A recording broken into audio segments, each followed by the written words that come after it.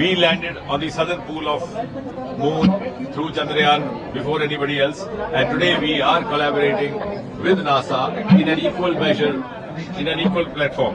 So India is no longer a follower, it is actually an equal partner.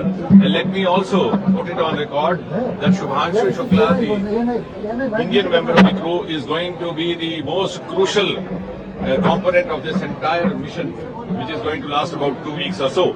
It might be plus minus, because he's the pilot and he's going to perform 7 exclusive experiments which have been designed by India, which have been, the kits have been provided by India.